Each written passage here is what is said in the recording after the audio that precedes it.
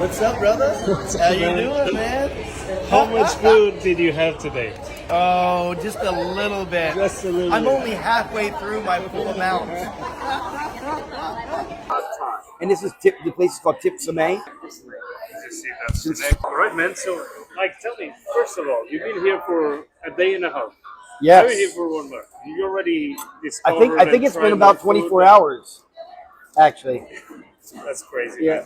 man. So, how did you find this place in the first place? Is that Uh, an accident? by sheer happy lucky accident, man. I have been following this chef and her restaurant for many years. Right next door, it's Run J Fei Cuisine, and she was made famous by her wonderful food. First and foremost, the the main star of the show is the crispy omelet with the crab, stuffed with crab, and she received a Michelin star for that dish, and the other food is just as wonderful. I tried a couple other dishes that were just insanely good, but also she was on Netflix Chef's Table, and I've been following her for a while, so I finally had the opportunity to come on over and try the food out. It was over a 2 hour wait, but that a year I was lucky to get in it, even without a reservation and everything. It was less busier than normal, and I had a great experience. And then I was waiting for you, so I decided to get some coffee, and I had to use the bathroom. And I looked at this doorway right here, and I started reading the plaque, and I was like, wait a minute. This place specializes in pad thai, and I love pad thai, of course. And I'm always very interested in pad thai. But it's the original pad thai restaurant, and it's been here since 1936, I believe, or 39. 84 years it's been making this type of pad thai, and they are known for encapsulating the whole dish in like almost a really thin omelet or an egg Yeah, net. it's like an omelet. So yeah, so I said, you know what? I'll hop in and grab me a pad thai while I wait for Leo to come by. And It's actually one of you my got it, favorite foods, like in the whole world. oh wow, oh, wow. I used See, to have it a lot in Portugal very and fortuitous. in Dubai. Oh really? They have them there too, huh? Yeah, like in, Yeah. in Thai restaurants, but Cool. nothing like the ones that I've tasted here, of course. Oh God, But I'm incredible. excited about this one. So yeah, man. So this is the original one. It is. It's right here. I'll do a brief description of it, but it's basically the pad thai, and it's adorned with shrimp oil, and they get that oil from the sweating of the shrimp shells and the vegetables, and then they extrude all the oils from that, and then they make your shrimp oil, and then it's also served with deep sea prawns, and it's wrapped in a very thin egg omelet kind of thing, an egg almost sheet. But you have all your condiments like your ground peanuts, you have your chili, you have your spicy chili powder, this chili vinegar right here. You have some little side items to eat like banana flour and green onion and sprouts and some, I think this is called raw something or other.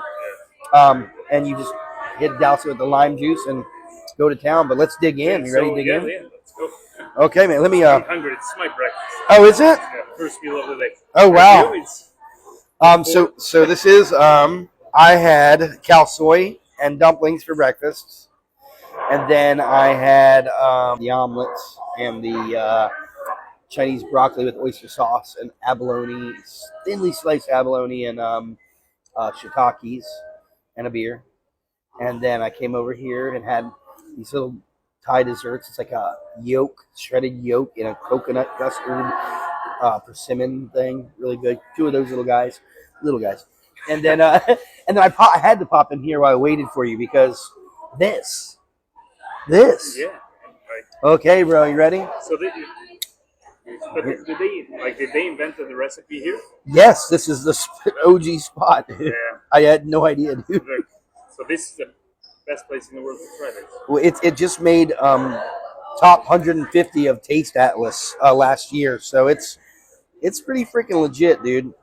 And apparently, I mean, I guess pad thai. I'm not sure the exact origins of the dish itself, but this one in particular, the way that they make this is their version of it, which this is the one I knew growing up. Like this is the one I liked because I liked the thin egg sheet over it.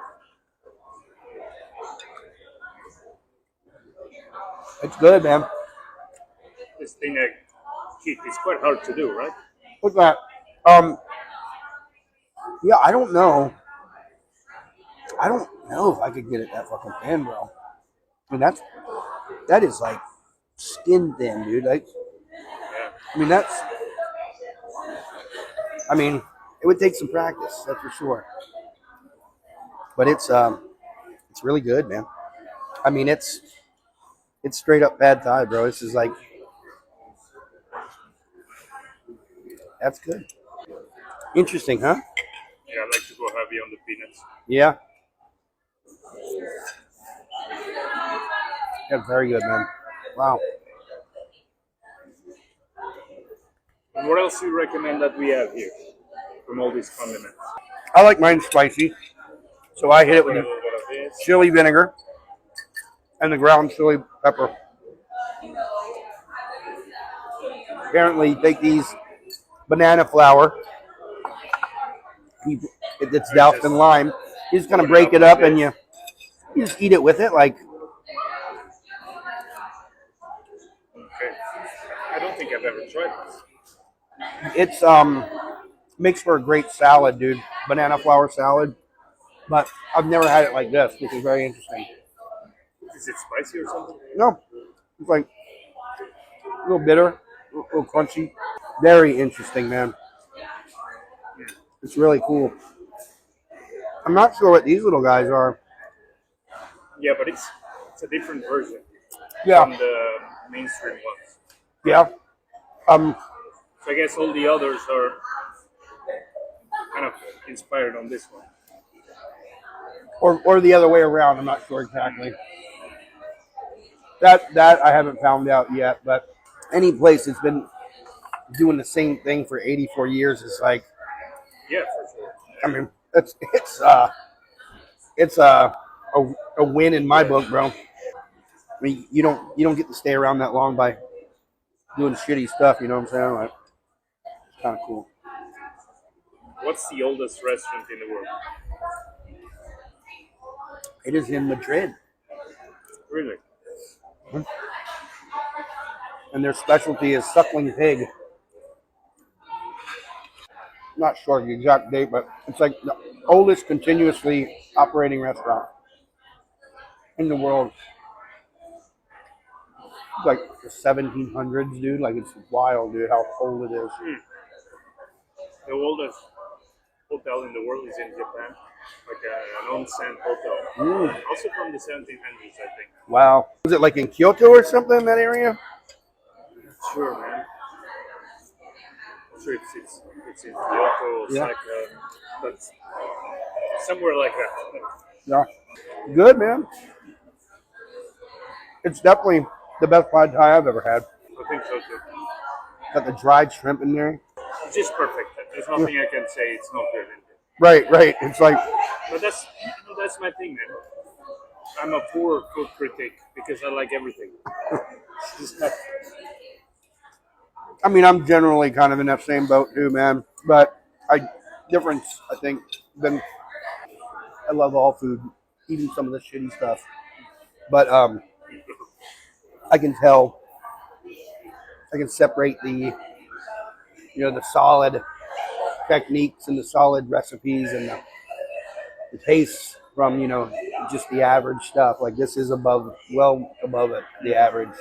It was just so weird that I didn't even know it was here because my whole thing, like whenever I travel to a place, I like to pick a couple dishes and kind of follow the trail a little bit in whatever city of origin. And pad thai was one of those that I was really interested in finding more history and finding, its origins, its source. So this is a very unexpected little piece to that puzzle for me that's just really fun. Yeah, there's also a couple places that I'm looking at that have the old school pad pal, like I was telling you earlier, the basil stir fry. That's another one that kind of intrigues me. And that version we had at the place you've been to the other night at the night market was really cool, man. It was like very different. It's crazy that you kind of stumbled in here. I know. So what Lucky you do, nut. you always pinpoint all like the interesting restaurants before you go to a destination, and you kind of start exploring. I'm going to try this and then try that. Yeah. Pretty much all in around certain areas. I try to keep it pretty much centrally located my first couple of times.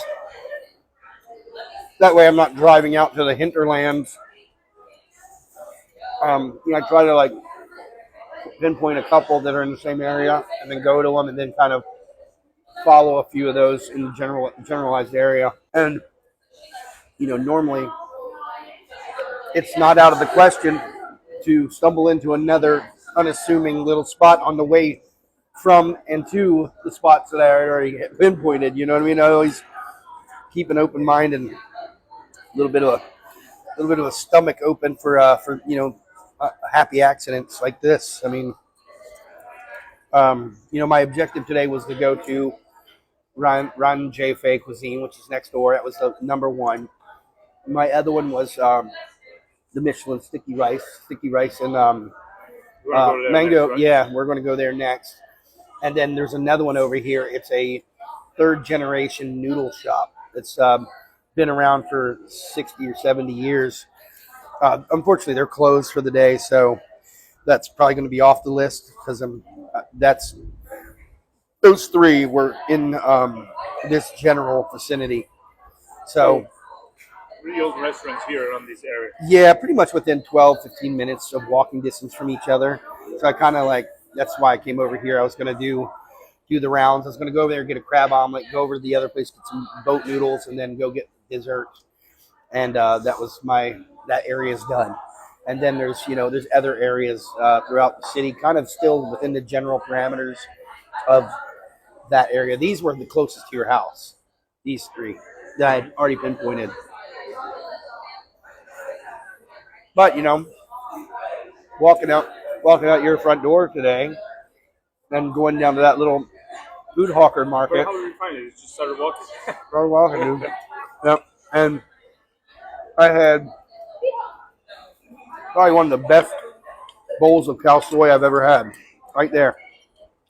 Just fucking beef cow soy. It was really, really good. You want any of this, man? No. No? Good. Gotta try all these weird little... Yeah. I would have another one of this. I'll leave some space. Yeah. Get another one if you want, dude. Nah, I'm good. Because I know, like, if we're going like this, we're gonna eat a lot of food today. So I'll keep it open. That's why I didn't eat anything last night when you were in the. You were getting ready. And I was like, snakes, I was like, measuring. I was like, nah, dude. I'm gonna cut my loss of that last tequila and soda, man, and save it till the next day. I've never tried the mango sticky rice. Oh wow, dude. Have you? Oh yeah, that's I've made it a few times. It's a favorite at my house, but I've never had a Michelin star mango sticky rice. Yeah, that's the thing. I got to see what the hubbub about that is, So well, yeah, for me, I have no other frames of reference. I can't benchmark it with anything else because I've never tried. You're probably gonna get spoiled, bro. So everything else, every time that I'll have mango sticky rice after that, I'm gonna be disappointed because it's not gonna be as good. You might not. I mean, sometimes these places don't live up to your expectations. Sometimes I feel, but I think this one's going to. I've been looking at it for a while. Yeah, that's like our families. They all love mango sticky rice in the house. I make it every now and then. It's a dessert, right? Yeah. Wow. I'm not very used to seeing mango as the rice as a dessert. Yeah. Well, I mean, You have one Portuguese dessert with rice. I don't like it that much. in Portugal, Yeah.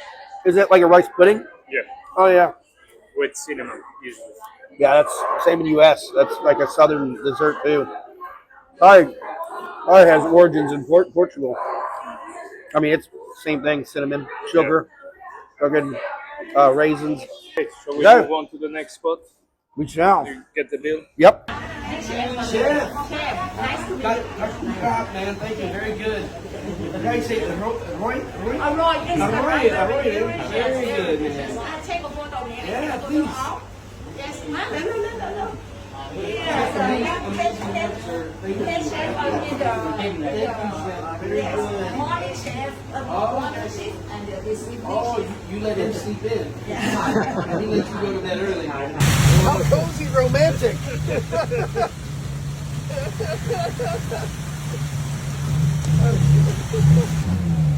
Fucking around, dude. Let's go.